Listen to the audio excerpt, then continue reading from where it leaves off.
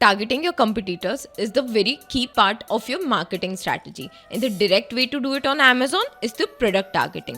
Hi, I am Drashti, and today I am going to explain product targeting and all the ways to use them.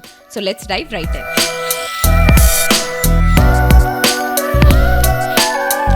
So from the dashboard, find advertising, campaign manager, and then click on create campaign.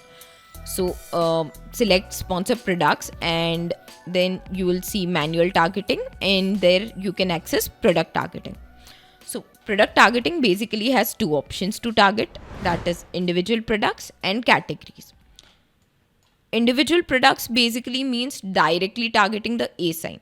You can choose to specifically target that or add expanded option which will broaden your reach. So it targets your selected ASIN and other ASINs related to that.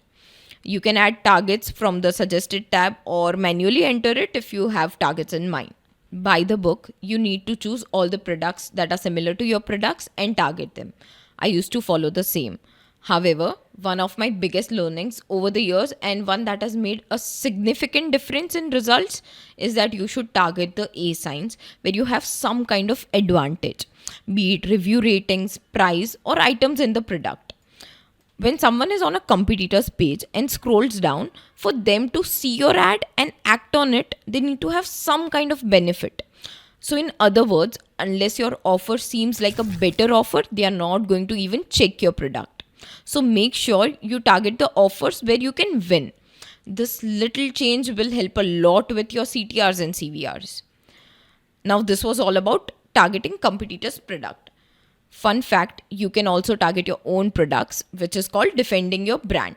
And we have already a detailed video on that. You can check that out from the link given in the description box. Okay, second is categories. Categories basically gives you the option to target entire product category. Now, typically we do not recommend category targeting because you do not have control over the product placements and spends. But there's one thing that we focus on when we run this campaign, that is we do refined targeting through selecting filters. Basically, what happens is when a customer searches for a product, they end up selecting filters. And not a lot of brand knows this, but you can actually create a combination of these filters that you want your product to show up on through ads. And this is how you can do it. So in categories, you will see this refine option where you can basically select any particular brand, price range, star rating, and whether it should be under Prime eligible or not. You can target multiple combinations of these filters all together or separately.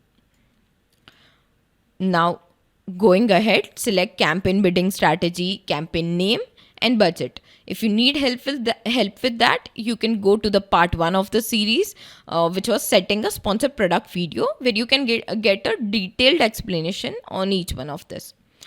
That's it. Double check and your campaign is ready to go live.